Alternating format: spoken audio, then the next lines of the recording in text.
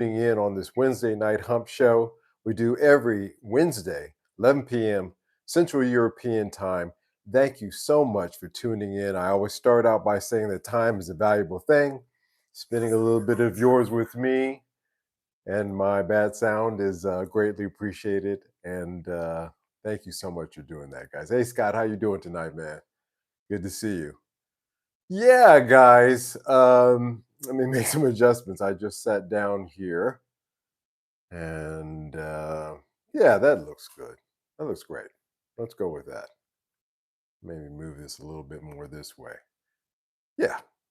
All right. In frame, got sound going. I can see the chat. Mr. Watson, hey, how you doing? Welcome, welcome, welcome. Yeah, guys, just one of those weeks trying to slog through. you, I'm sure you've had those, or you're experiencing a similar said week. But in any case, I'm here and I'm glad to be here. A little tired today, but that's actually not a bad. Not I worked, got up early, did some work in the morning, and then took my dog and my neighbor's dog, older lady, but she's got a young pup. I sometimes help out and take the dog out out to Amsterdam, say Bos, which is, for all intents and purposes, a really, really nice forest area. And got a little bit of fresh air and walked too much because those two dogs are both a year and a half old, and they got a lot more energy than I've got at 58. But they were good, and it was a good time. So sometimes I usually just have to step away from it, and literally just walk away from it, get some fresh air, and maybe get a better perspective on things, or at the very least, get some exercise. So that's how that went today. Mr. Larson, hey, how you doing? Ben, how you doing? Yeah, that's kind of how it went. My legs are killing me. But I walked like about maybe what did it say? The pedometer say about 15,000 steps or so. So, walking is one of the best things that you can do. To be honest with you, I never ever was much of a runner, and seems like everybody that I knew who ran a lot, like my brother, when we were younger, now they all have bad knees.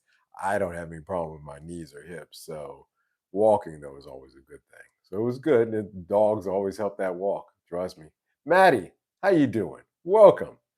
All right, I think I have chatted here enough to get enough folks here in the live stream get started here. How is everybody doing? Good to see everybody here. Yeah, guys, truth. Absolute, gonna be honest with you. I usually write scripts two ahead, and I enjoyed our last live stream that we had. I thought that was a very interesting take on the Hall of Fame, or Hall of Shame as it was titled. But when I looked at the follow up script that I had written for tonight, uh, I didn't like it. I didn't like the topic at all. I found it to be a little bit redundant on some other things that we had already talked about. And it sounded like a great idea at the time, but upon second reading today, I decided to scrap that and do something else and have a little fun. Because hey, Run Riot, how you doing, sir? So I decided to have a little fun instead tonight. Get back, like I said, we bounce all over the place in terms of the music industry and gear and things, like all related things, because again, it's all related. And I thought we'd get back to having a little fun tonight. So I've got a guitar. I got a guitar to show. I got a little show and tell tonight. That's always fun. And Maddie says, digging the hat today, Mike. Thank you so much. Again, this is because I'm tired and I had no energy to do my hair for the live stream. So I just grabbed the first one on my hat rack, which happened to be this one. It worked.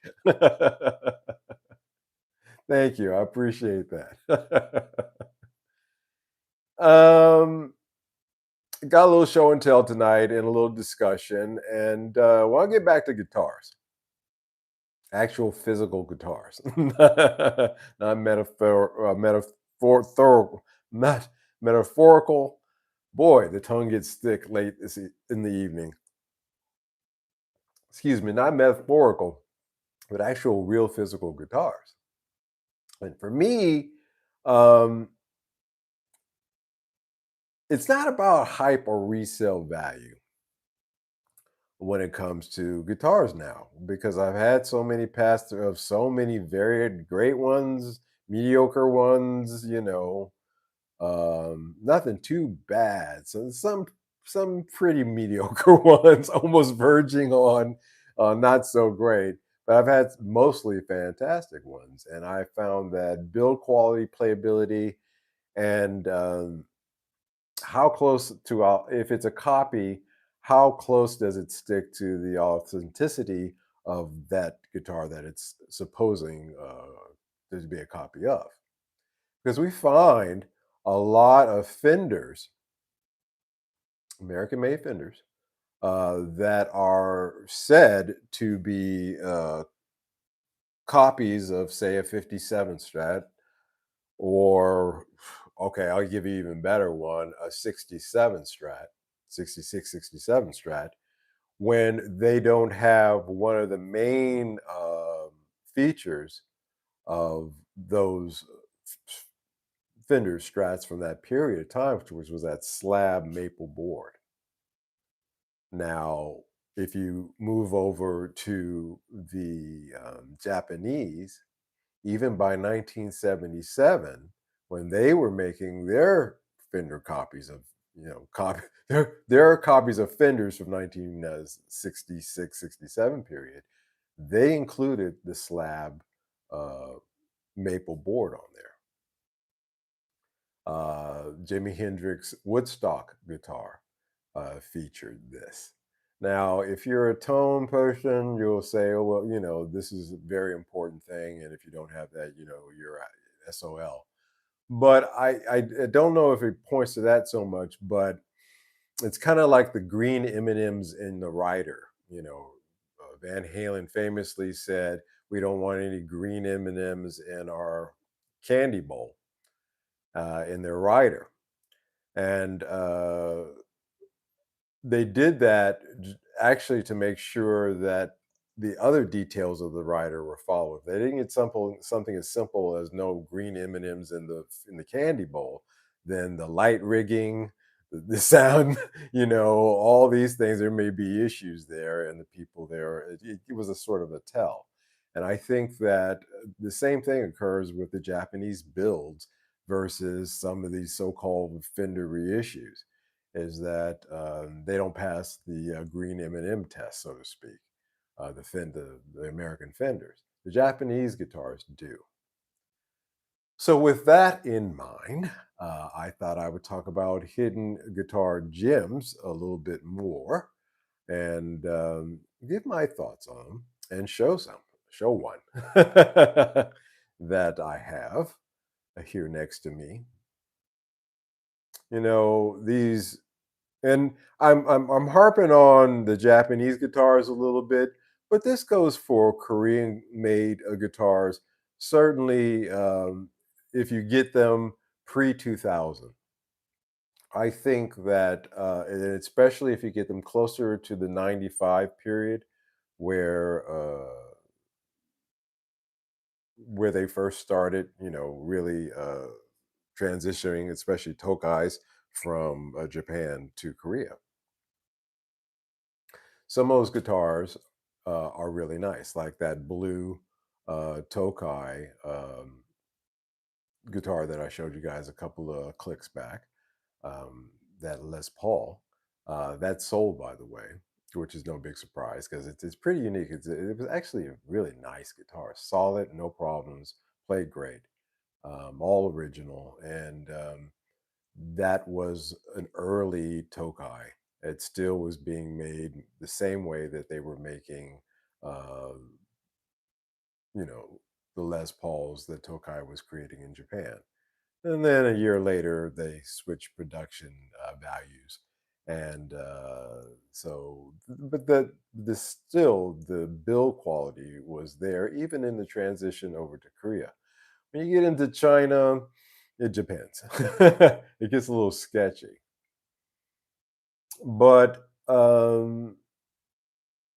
I do point these Asian guitars out, and I specialize in those because these guitars were precision built instruments, and they aged beautifully. And yet, many are selling for new entry model levels today. At least the cost, or you can get some of these really nice instruments for the cost of some entry level guitars. And so my premise in rewriting today's script was pointing out to you that if you're a beginner guitar player and you're really looking for an instrument, this show is for you. If you're an existing guitar player and you're, really curious about this type of thing, this show is for you because I would recommend a used Asian instrument. And we'll just stick it with Japanese and early Korean instruments over an entry level Indonesian, probably because that's where a lot of them are made. Let's be honest, these days, Mexican, or anywhere else, that getting outsourced by the major companies. Um, and I'll tell you why. Let me catch up here in the chat because I see there's a lot of movement here. Mike, seeing how it's his 80th birthday today, what's your thoughts on Neil Young? Oh man, Scott, you're killing me. I was trying to get away from from that pyramid stuff because Neil falls. You know, I'll tell you a Neil Young story because Neil Young was really spending a lot of time in Toronto and Buffalo, New York, and this was at a time when a very young Richard James Jr. Was bouncing around between those two places. And so Rick James and Neil Young were writing together. They were spending a lot of time together. And I think that it was Neil Young who introduced Rick James into the club. Fast forward to Laurel Canyon, and you'll see a meeting that's described in autobiography. Rick James' autobiography is one of the first persons that he went to go see, and one of the first places that he went to when he hit L.A. in the mid '60s was Neil Young. About 67. This is after he got his dishonorable discharge, which I still don't know how that happens. Again, a military connection there. Um, and the first person he goes to see is Neil Young in Laurel Canyon. So, and now aside from that, on the music aspect of Neil Young, I love him just as much as anybody else who likes good music. But again, there is that connection. We sell a ton of Fender Japan at the shop I work at. They're flawless. Never had one come back with problems. Yeah, and when they come in, they'll fly out. My main distributor here, is or my main buyer here is saying that their Fenders go, the Japanese Fenders go. And he is seeking me to really focus in on getting secondhand Japanese Fenders. Not even the Tokai Silver Stars, which are the predecessor, made in the same freaking factory. But anyway, I digress. But and yeah, those are flying. So the one I just had, I didn't get a chance to show it to you guys. It went so quick. Um, but yeah. I just saw that Mike Dent, Green Day, yep, has a new signature Epiphone, a grabber bass. Nice to see him get back. I agree. I agree. I like Green Day. I always like Green Day. I mean, you know, just I remember when music shifted from like Poison to groups like Green Day, and I was in LA, and when that shift happened, the culture shifted. It's a weird thing to have experienced that. I imagine it's probably no different from going from Elvis to Led Zeppelin, during that period. Um, hey, Mike. Hey, all.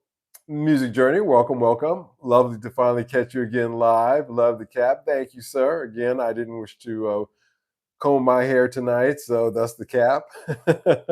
It seems to be a hit. Glad to have you here, Mr. Watson. I've seen Neil a few times, even Cosbill and Nash, always great. Yeah, the harmonies, oh my gosh. Um, I have to be honest with you that Cosby, Still, Nash, and Young later on sound, the vocal harmonies were, you know, that's real. You talk about what's real and all of that fantasy around surrounding the music still is the real thing, isn't it? It's just beautiful stuff. Oh gosh. I can't remember what is that. Do do do do do do do do do. Can't remember the name of that song off the top of my head right now, but I love those harmonies. Um let's see. Is that a deep state talk incoming? Ha ha ha. No, no, that's it. I just wanted to touch on that. When you talk about Neil Young, he has strong ties with Laurel Canyon, and he has strong ties with somebody that I have a connection to directly, Rick James. So, there is that. Music seems to have a perpetual rock, disco, rock cycle. Well, yeah, look at this. There was a report in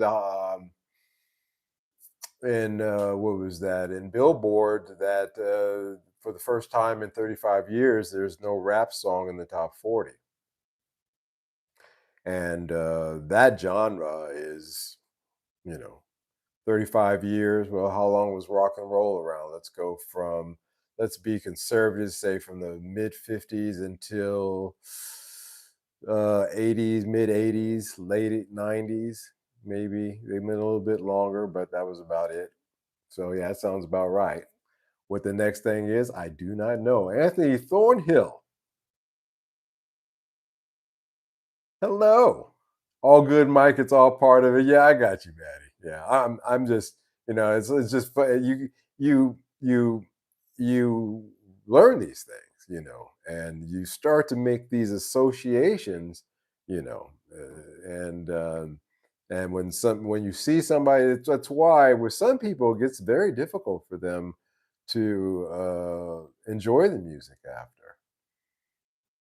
Mark Devlin, I listened to him on a presentation he was giving once, and he said that he just doesn't like listening to it anymore because he's so turned off knowing what he knows. I mean, nah.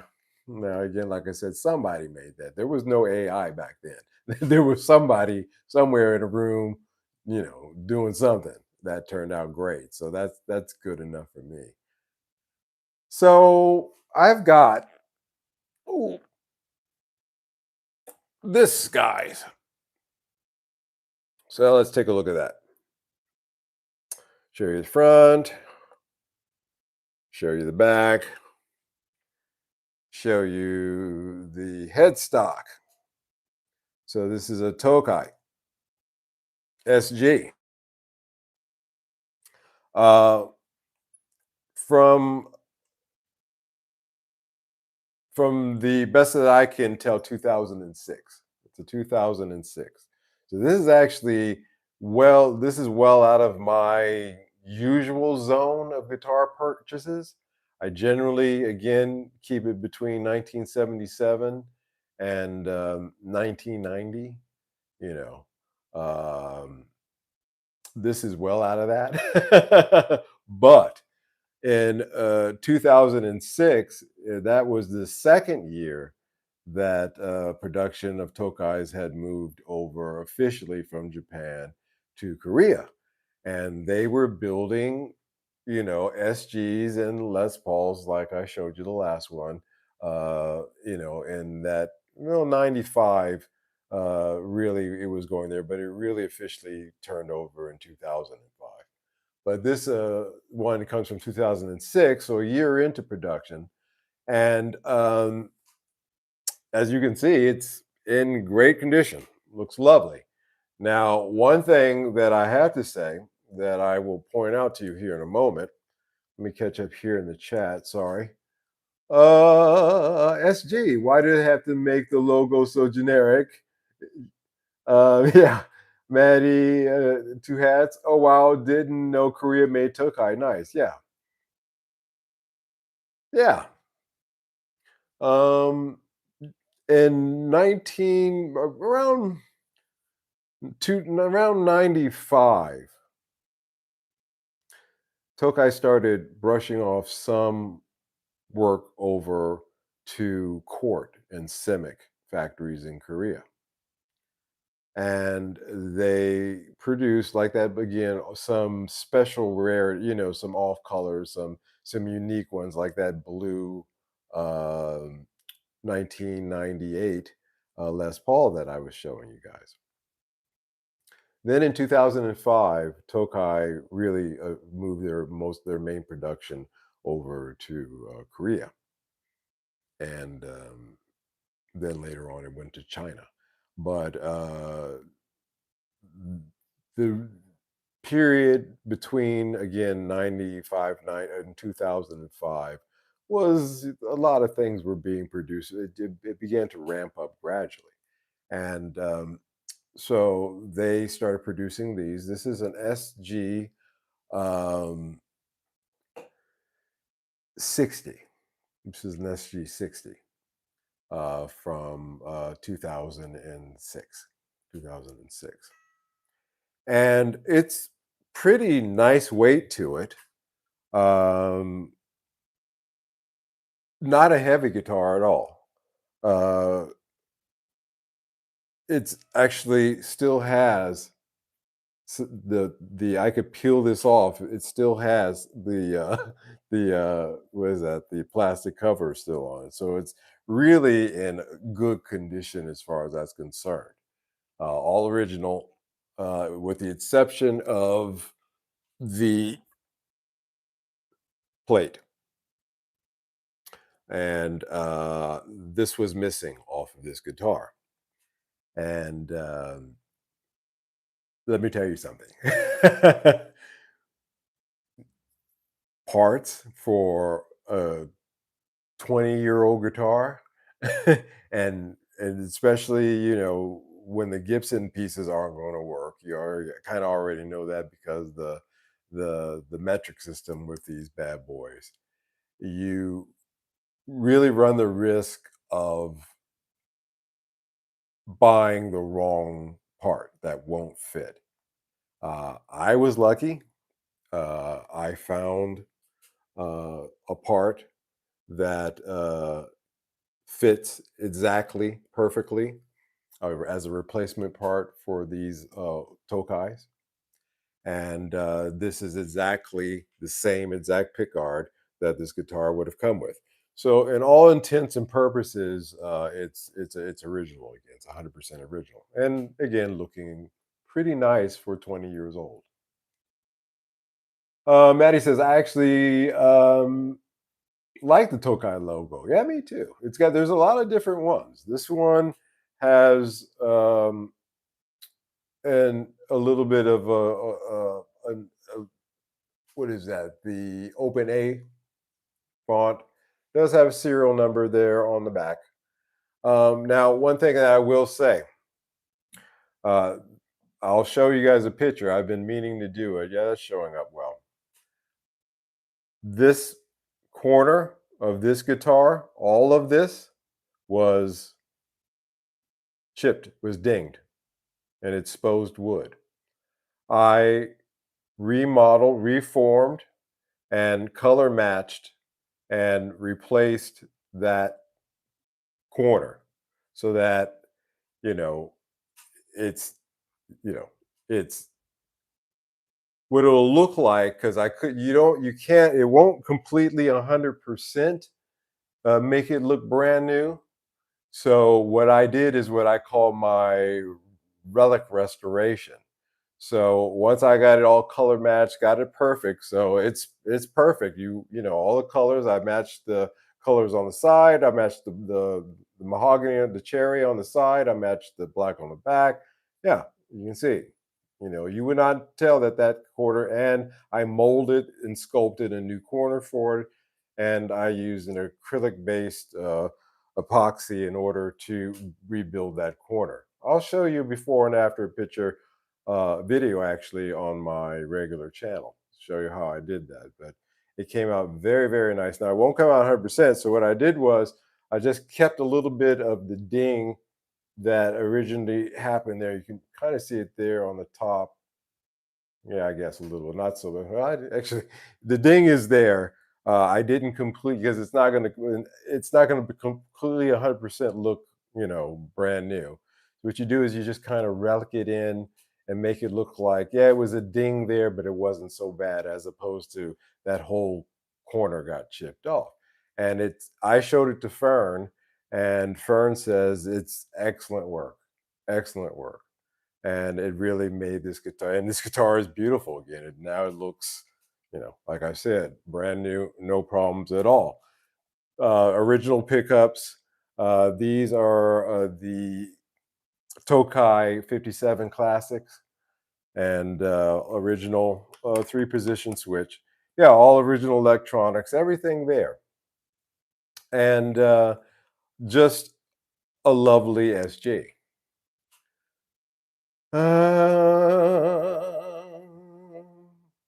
That song's name is "Killing Me." Shazam says it's a doo-doo song. No, that's not. You know what I mean? What is that? What is that? It's it's from their live. They did it live at Woodstock, I think, or one of those festivals. That's the first time I heard it. But yeah, I can't think of it. It's such a beautiful song. The harmonies throughout that are just something. I have a 99 Ibanez RG that people say was made in the Fujikin factory. I guess that counts as a Japanese. Yeah, that counts 100% as a Japanese made. Absolutely. How you doing, by the way, Johnny? Glad you're here. Um, hey, Scott, scroll back. I posted the name of the song. Did you? I didn't see that, Michael. What did you say? Going back, scrolling back. Sweet Judy Blue Eyes. That's it. Thank you so much, so much. That's it. Yeah, I love that song. I've loved that song since I was a kid, and saw, you know, on TV they would show the whole Woodstock uh, footage. The movie. It's now those cuts. I was seeing they cut out all the nudity and all. Actually, in some cases they didn't. I seen it wrong. Maybe I remember it wrong. But one of the performances they had, I do believe, was them performing. It was evening anyway, or some festival. But anyway, when I was a kid, and then of course on the radio in the '70s, they played it all the time. My dad used to listen to that. Sweet Judy Blue Eyes. Yeah. Okay. Scrolling back down again, catching up. God damn, that song is in my head too. Sorry, guys. It's contagious. Well, but that's what I mean, man. That's just musical perfection all the way around. You can't really argue that. But so a little bit of needed a little bit of TLC, but this guitar is ready to rock for another 20 years or hopefully 30. And And because it was missing the pick guard and because it had a little bit of a chip up there in the headstock, I was able to get it for a very good price. And again, I'll show you the headstock so you can see that you can't tell the difference between which side was the repaired side and which one had the chip in it. Well, actually, you can see a little bit there. But yeah, there now you can catch it up there. You can see where there's just a little scuffing there. That whole area was gone. But what I did is I fixed it, and then because there's a little bit of line there, I just scuffed it a little bit so it looks like there was a ding there, but it just kind of warbled the lacquer. And there's some other lacquer damage up around in that area anyway, so it just matches. And that's what I call, restoration, relicking and restoring and relicking. You restore it, get it back so it looks great, and then make it look natural so that it blends in with the rest of the guitar so that it makes sense. Because sometimes you'll do a restoration and it'll stand out like a sore thumb because it's just one squeaky clean patch amongst all this dirt. It's like somebody just, rubbed a little cheek of a pig pen, one of his cheeks. you can It's dirty, but you can see that hey, somebody cleaned one little area. So you don't want to do that either.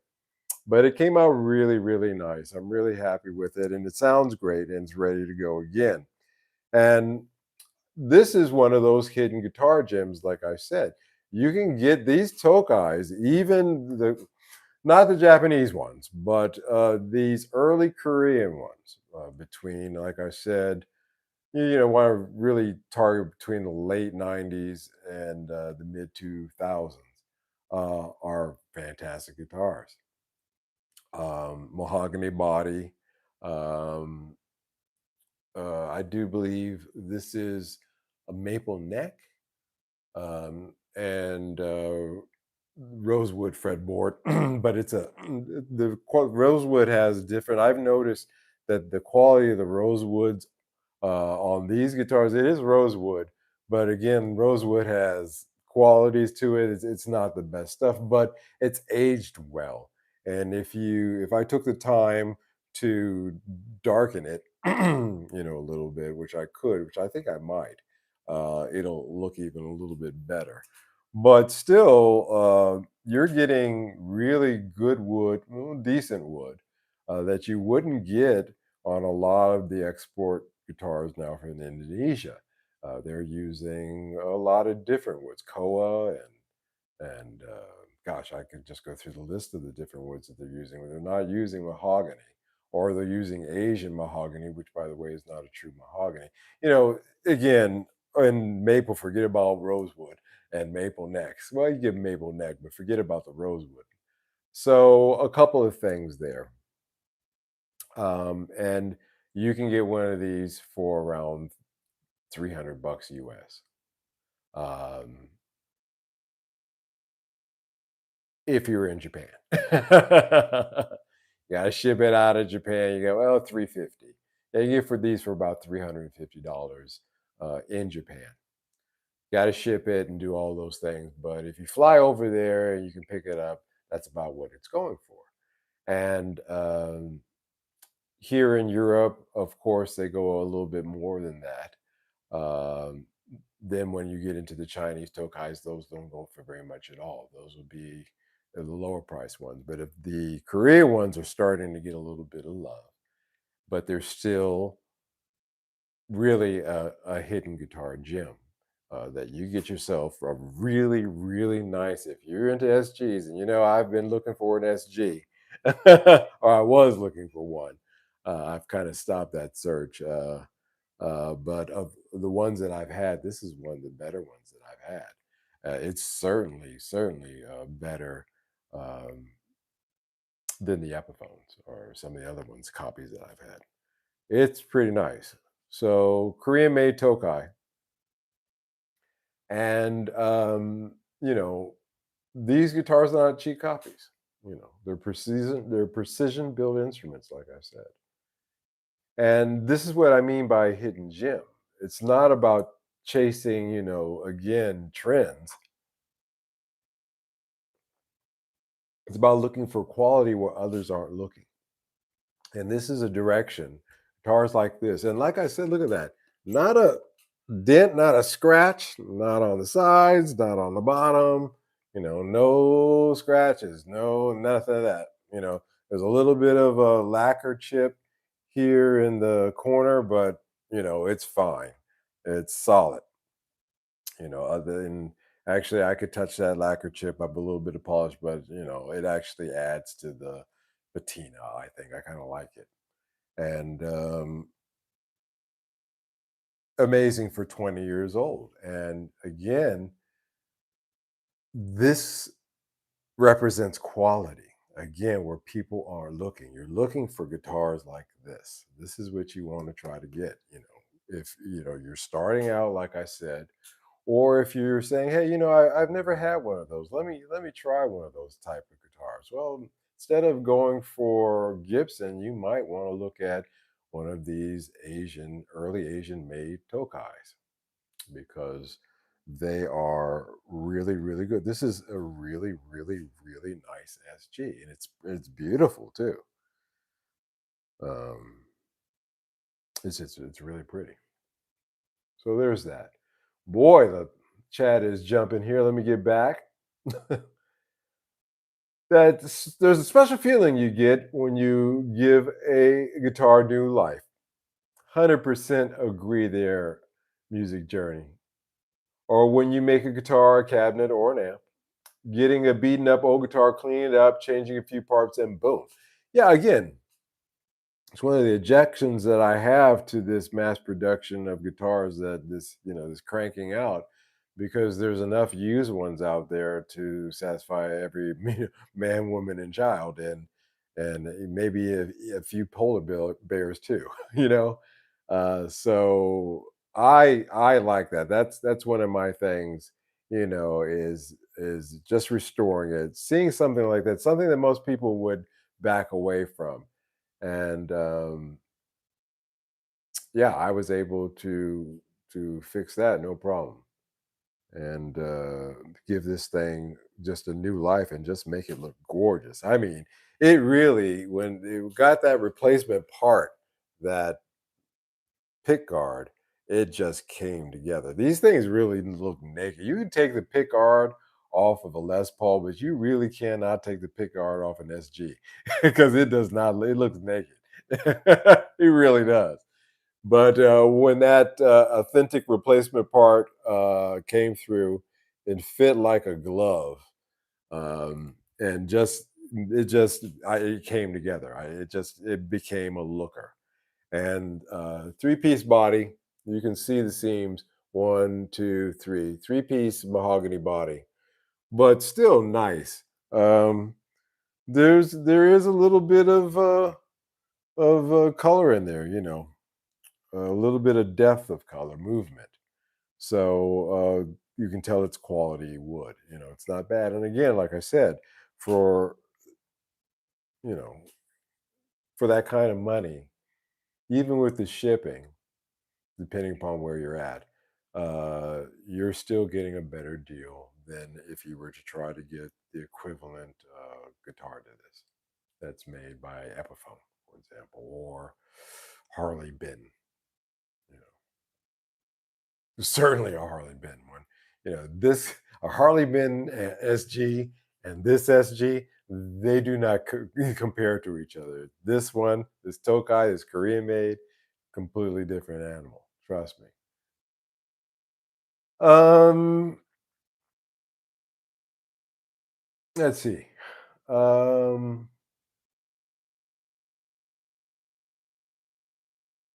going right, cries in not Japan. I would definitely look for Japan-made Yamaha Rev Star if I was over there. Absolutely, Johnny. That's a fine guitar. Those are nice. Um, what do you guys think about the Yamaha Pacificas? I'm actually curious. Um, I've seen a bunch of. Okay, we're caught up here. I wonder if Mike knows They also I've been watching a bunch of photography YouTube, and they often refer to this Bai website to get cameras from Japan. I wonder if Mike knows if they also do guitars. Yeah, Bai.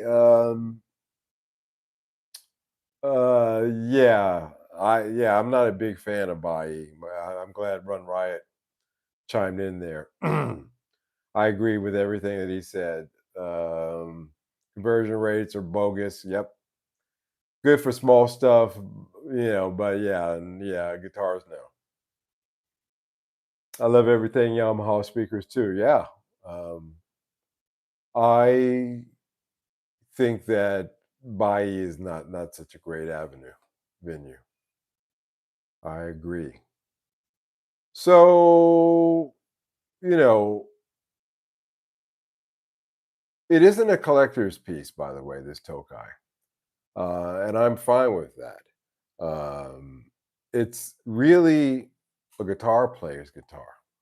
This is not meant to be, somebody hanging on the wall calling, well, I've got a couple of 70s up there, a couple of 50s, No, this is a player's guitar. And I hope my hope and intention is that it gets sold, that I sell it to a player because they're gonna dig this one. They're really gonna dig it. Um, if they're looking for a good, solid SG that doesn't weigh a ton. They say these Korean guitars weighed a brick, the early ones, but no, I think that this is a really nice weight and balance for an SG. I still can't believe that the plastic is still on here. I contemplated peeling it off, but I think that just kind of keeps to it, because then this back plate, when I peel that off, it'll look just as shiny and new as the replacement one. So this guitar does not look 20 years old now. And again, like I said, that's you know that's also one of the great things of a quality guitar is when they're built really well. If they're kept really well, they'll still look really well 20 years later. And certainly that's the case with these guitars. Thanks. I've been looking to the old canyon glass. Yeah. Are you selling it? Sorry, I'm in and out watching a puppy. Yeah, I sell guitars. I don't. These guitars are not for me. These are guitars that I sell here. If you're ever interested, you can always reach out to me at my information here on my website, on my YouTube channel. Yeah, I bring these in, and I move them on as a business. But again, some guys say they have a business, but I think they're just really collectors. Then you got guys like me who are catch and release. Catch and release. I'm a catch and release guy. I've come to live with it. I'm not a collector. I'm a catch and releaser. But one of the advantages of a catch and releaser is you do have a steady stream of new and interesting instruments coming through. So there is that advantage to it. Um, so these guitars that fall through the cracks, you know, the Tokai Springy Sounds or the Silver Stars that I just had in, these are phenomenal guitars. Really, seriously. And I'm even going to be kind and say, because it's the truth, that the early Chinese Squires from the early 2000s uh, are actually incredibly well built. Even a little bit, actually, from 96 to the early 2000s were really great guitars. Again, the body and a lot of the parts for my Squire Parts Caster are from exactly that period, 2002, 2003. And my Squire Affinity is a 2001. And it is a great, great, great guitar. Still haven't gotten back from Fern yet. I went to go see Fern to talk about that, and we got talking about something else and completely forgot about that. And I took that bass that I was talking about down here. We discussed it to see what we could do to repair it. Speaking of repairing and restoring, that early 70s, early to mid 70s Greco um, bass that I had that needs a little TLC. He thinks he may be able to restore it, work with it. So we'll see. But yeah, again, I don't want it going on the trash heap. I refuse to have that happen. Even if the repair shows and it really knocks it down to a player's grade, that's okay. It'll still be played. You and Fern is so skilled that if he did do it, he would make it look nice. So not really worried about that part. I hope he can do it, but I completely forgot about my affinity and getting that from him. So also speaking of Yamahas, their SGs, SA and SL series from the late 70s and I through the 80s are top tier, top tier. Some of you guys have them. And again, those are guitars that are kind of sleepers. Those Yamahas are a little bit more expensive. I'm trying to talk about guitars in the $300 to $600 range. $300 to $600 range.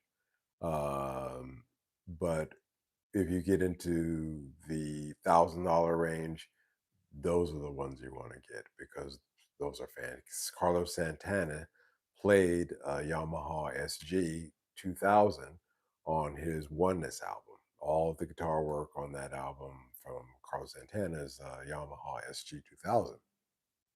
And so uh, those are part of rock history already. Why they don't get the love that a Gibson or Fender gets? Supposedly the connection there is their rock history. But Yamahas have played on a lot of rock tunes, that people a lot of albums, especially in the 70s, because they were really pushing them out there. And then swinging into the 80s too. That's why I ask you the Yamaha Pacificas from the made in Japan. From I told you about the early Japanese made Pacificas being this like the 604. Um, I'm interested in that guitar, and so even I'm recognizing that those mid '90s Yamahas made in Japan are pretty nice. Um, I do believe those have a Floyd Rose tremolo on it. Anyway, so the trick is to look beyond branding or to get a better understanding of more brands. Guitars like these weren't hyped by influencers. They were made for working musicians. And you can tell this is, this guitar was not an entry level guitar, but it wasn't a top tier guitar. It was a mid level guitar. There was the SG 40, 35, 45, 60, and then the SG 80. And this was the SG 60. So, but when you got into, I told you, when you get into that second or top tier level, then you're talking about some quality stuff, man. You're talking about, really, you could gig it and rock, you know, you could, you know, you would not be unhappy playing this live on stage, especially if you're doing, ACDC, uh, you know, type of gig. You'd be really happy with this. So there's that to think about. The Yamahas too. I've been thinking about them. Restoration isn't. You don't have to get into rebuilding. Remodeling and reforming and painting a headstock like I did in the case of this SG. You can do simple things like cleaning the fretboard, polishing the frets, replacing corroded screws, or if you don't, if those screws are specific to that guitar and hard to find, how to clean those. It's a very simple thing to do. Tightening your pots and jacks, setting the intonation and action properly. These are things that you can do to restore a guitar. You don't have to, again, like I said, get into um, the woodworking type of skills and things like that. It's not necessary. There's other people who can do that, but if you got one sitting around, I think if you did those steps, they'd get a lot of love uh, pouring towards it once you saw how beautiful it was after you gave it a little bit of a spit and shine. You know, you'd be amazed how many guitars go from unplayable to amazing with an afternoon's work, or from the ugly duckling. You know, that you're able to get it for a good price because it's missing a few parts and it has a little bit of a ding. And you fix that ding and you replace that part, and all of a sudden, the value of the guitar goes up as well because you restored it back to, a good sellable value. That's also an advantage of doing restoration work as well. You can get something at a if you can do the work, um, you can get something at a decent price, and with a little bit of work, you can increase the value of it. Increase the value of it. This guitar is just it's a beautiful SG. It's just a beauty, and sounds great too. Sounds really good through my rig. So much so that I actually played a bit. I haven't played a lot lately, as you guys know, but it actually inspired me to play a bit. So there's that. Um, that's part of the fun. You're not just fixing the instrument; you're connecting with its history as well. And in an era where everything feels disposable, that's a rare feeling. It's why, I'll take a $300, fixer upper with good bones over a 2000 factory fresh finish guitar any day of the week. You know, I really will. Um, so, good example there that I was fortunate to get in. It's up for sale again, so don't know how long it'll be around, but they usually go fast. But I'm glad I got it restored. It took a while. Guy said, "Oh, it was a Thursday." No, no, no. It was a Tuesday. He says, "Oh, we can get that part in by Friday." Okay. Friday comes. Hey, you got that part? No, it's not in yet. We'll let you know. Monday comes around. Crickets. Tuesday, Wednesday. Finally, yeah, Wednesday. So no, no, no. So Saturday, nothing. Monday, nothing. Tuesday, then yeah, Wednesday, the part comes in and I can put it together and it just looks beautiful. I can't get over how good it looks and it fit too. That really is tough. Especially that's the toughest part with these restorations is finding the right part, the ones that fit. And you got to take measurements, and a lot of those parts, especially with the scratch plates, they don't always give dimensions of them. So it's kind of a crapshoot. I got lucky on the first roll of the dice.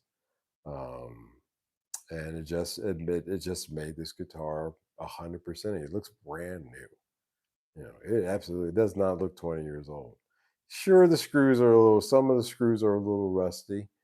A little bit of humidity at play there wherever it was kept in Japan, but I decided to keep that as well because it adds to the patina of it. Doesn't need, you don't always have to clean the screws. And sometimes just look at the guitar and see what the guitar tells you it needs. I know that sounds really weird, but it's kind of true. All right, let me catch up here in the chat. I always like 90s made in Mexico strats. I don't know why Johnny Dread says. I just like them and I always scoop them up because people will sell them cheap like they're junk. Yeah, here in Europe, I've watched the price of the made in Mexico strats and Telecasters decline. The Telecasters, in particular, you can get a made in Mexico Telecaster for about 350 euros, honestly, and the Strats are about 450. So I don't mess with them for that reason.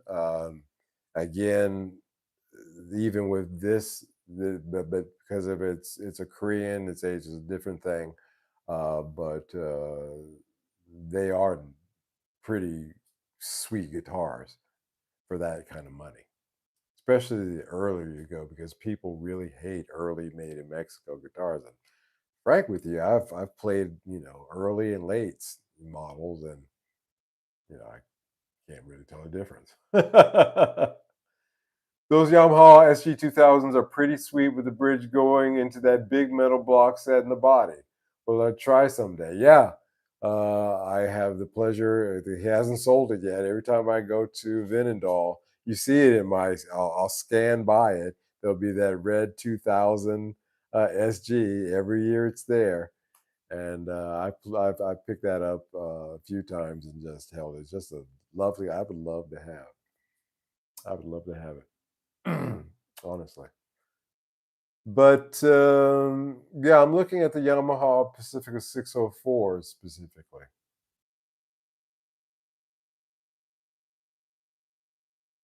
Man, you remind me of my old buddy Sean Combs. Handy guy he is.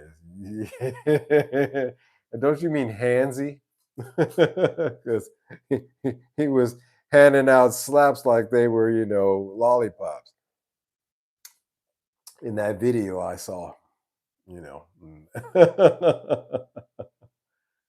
Carruthers, The Shining, Silver Streak, Scatman. No, not Scatman. I met Scatman Carruthers. Okay. And the way that he is on screen was kind of the way he was. I don't know if he was putting on an actor. That's just the way he was. But yeah, I actually met Scatman Carruthers. But I had to be about was that 80 the 80s, so the 82, 83. Had he passed away? No, he was. When did he pass away? I seem to feel as it wasn't long after or before he passed away. But yeah, I met a lot of Esther Roll. Uh, a lot of people came through, especially when I was doing acting work, off Broadway acting, or off. We were in Broadway. We were in L.A. So we were far from Broadway, but a lot of those actors and actresses I actually acted with when I was younger. But that's another story for another time. So,